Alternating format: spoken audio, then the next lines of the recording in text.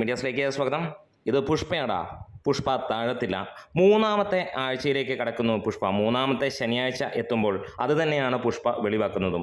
പുഷ്പയ്ക്ക് ഇന്ന് record booking തന്നെയാണ്. മണിക്കൂറിൽ 27,000-ന് മുകളിലുള്ള ടിക്കറ്റാണ് വിറ്റ് പോകുന്നത്. ലാസ്റ്റ് അവറിൽ 27,100-ഓളം ടിക്കറ്റുകളാണ് ബുക്ക് ചെയ്യപ്പെട്ടിരിക്കുന്നത്. ചാനൽ ആദ്യമായിട്ടാണ് കാണുന്നത്, സബ്സ്ക്രൈബ് ചെയ്തിട്ടില്ല എങ്കിൽ ഒന്ന് സബ്സ്ക്രിപ്ഷൻ പരിഗണിക്കണമെന്ന് ഒരിക്കൽ കൂടി അഭ്യർത്ഥിക്കുകയാണ്. എന്തായാലും പുഷ്പയുടെ ആ റെക്കോർഡ് തീർക്കാൻ ആർക്കും അങ്ങനെയൊന്നും കഴിയില്ല. പുഷ്പ അമ്മാതിരി ഒരു സാധനം തന്നെയാണ്.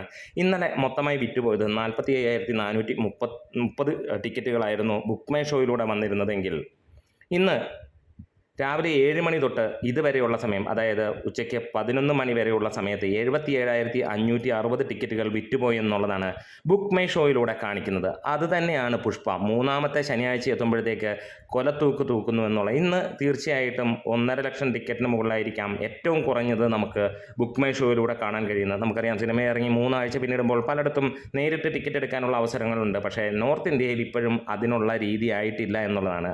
ഹിന്ദിയിൽ അങ്ങനെയാണ് ഒരു കൊടൂരമായിട്ടുള്ള തൂക്കാണ് സിനിമ തൂക്കുന്നത്.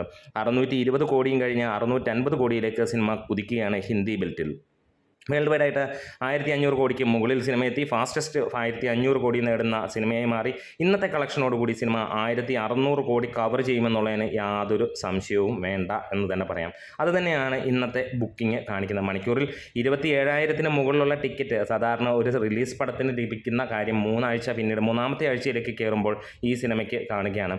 അതായത് ശനിയാഴ്ച മറ്റൊരു സ്ഥലം, അല്ലെങ്കിൽ സത്യ തിയേറ്റർ, വലിയ വൺ ഓഫ് ദി ബിഗ്ഗസ്റ്റ് തിയേറ്ററാണ് നോർത്ത് ഇന്ത്യയിലുള്ള, അവിടെ 6 മണിക്ക് ഉള്ള മോർണിംഗ് ഷോസ് തുടങ്ങിയിരിക്കുന്നു എന്നുള്ളതാണ് ഹിന്ദിയിൽ എടുത്ത് പറയാനുള്ളത്.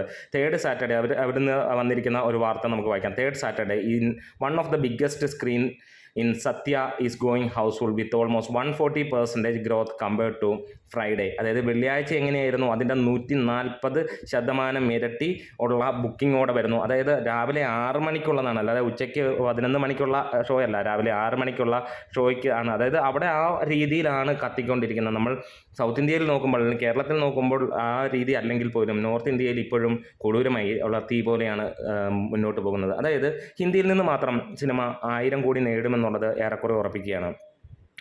നോർത്ത് അമേരിക്കയിൽ സിനിമ $13.75 മില്യൺ നേടിയിരിക്കുകയാണ്. അത് റെക്കോർഡ് തന്നെയാണ്. ഇതുവരെ പുഷ്പ തീർത്തേക്കുന്ന എല്ലാം തന്നെ റെക്കോർഡുകൾ തന്നെയാണ്.